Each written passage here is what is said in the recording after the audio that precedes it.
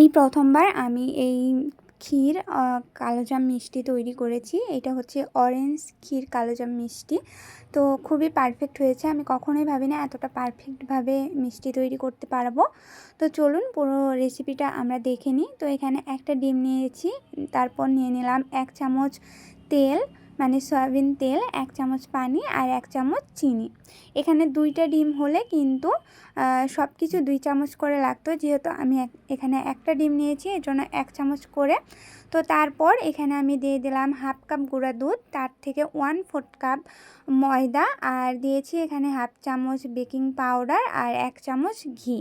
এখানে গুঁড়া দুধের উপরে কিন্তু নির্ভর করবে ডিম এবং ময়দার পরিমাণটা। যেহেতু আমি এখানে গুঁড়া দুধ হাফ কাপ ইউজ করেছি, এজন্য এখানে একটা ডিমের অর্ধেকটা ব্যবহার করব। এর থেকে বেশি ব্যবহার করলে এইটা ডিমটা বেশি হয়ে যাবে, এতে মানে মিষ্টিটা তৈরি করতে গেলে অনেক অসুবিধা হতে পারে, আবার মিষ্টিটা নাও হতে পারে। তো যাই হোক, ওইটা মাখিয়ে কিন্তু আমি রেস্টে রেখে দিয়ে আসছি। আর এই পাশে আমি শিরার জন্য এখানে পানি বসিয়ে দিলাম। এখানে 3 কাপ পানির সাথে 1 কাপ চিনি দিয়েছি, তার সাথে একটু এলাচির গুঁড়া দিয়েছি। আর আমার মিষ্টিটা কিন্তু এখন এই যে বানিয়ে নিয়েছি। তো রেস্টে দেওয়ার পর দেখতে পাচ্ছিলেন কি সুন্দর হয়ে সেট হয়ে গেছিলো দুধটা।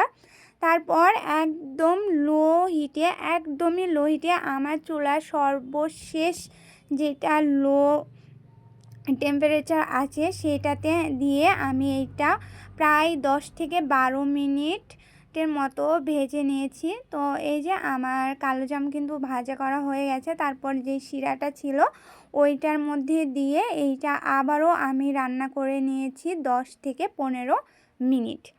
তো দেখতে পাচ্ছেন আমার মিষ্টিটা কত বড় হয়ে গেছে। আর এখন চলুন আমরা তৈরি করে নিই ভিতরে সেই ক্ষীরটা। আমার ডিমটা যেহেতু বেঁচে গেছিলো হাফ, এজন্য হাফ ডিমটা আমি এখানে দিয়ে দিলাম। আর যতক্ষণ না ডিমটা একদম পুরোপুরি মেল্ট হয়ে যাচ্ছিল ততক্ষণ আমি কিন্তু অনবরত এটা নাড়াচাড়া করে দিয়েছি। তারপর এখানে দিয়ে দিলাম খানিকটা চিনি গুঁড়া দুধ, আর এখানে দিয়েছিলাম একটু অরেঞ্জ ইমালশন, তার সাথে একটু অরেঞ্জ জুসটাও দিয়েছিলাম, বাট আপনাদেরকে দেখাতে আমি ভুলে গেছি। এই তো আমার কিন্তু ভিতরের ক্ষীরটাও রেডি। যেহেতু এইটা আমি বানিয়েছি অরেঞ্জ ক্ষীর কালোজাম, এর জন্য আমি ক্ষীরে একটু অরেঞ্জ ইমালশন আর অরেঞ্জ জুসটা দিয়েছি। এতে কিন্তু মিষ্টির টেস্টটা অনেক ভালো এসেছিলো।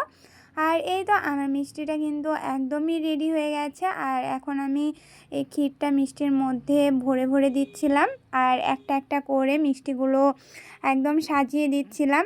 আর আমি সত্যি কল্পনা করতে পারিনি এত ভালো মিষ্টি আমি বানাতে পারবো। আমি সবসময় ভয় পাচ্ছিলাম মিষ্টি বানানোর সময় যে আমার মিষ্টিটা পারফেক্ট হবে কি না, বাট আলহামদুলিল্লাহ আমার মিষ্টিটা একদম পারফেক্ট হয়েছিল। তো মেজারমেন্ট অনুযায়ী আমি যে মেজারমেন্টটা বলেছি এই মেজারমেন্ট অনুযায়ী মিষ্টি বানালে অবশ্যই মিষ্টি পারফেক্ট হবে। তো এই তো আমার ক্ষীর কালোজাম কিন্তু একদম রেডি। তো আমার রেসিপিগুলো যদি ভালো লাগে অবশ্যই আমার পেজে একটা ফলো দিয়ে আমার পাশে থাকবেন। আর ইউটিউব চ্যানেল থেকে দেখে থাকলে অবশ্যই আমার চ্যানেলটা সাবস্ক্রাইব করে আমার পাশে থাকবেন।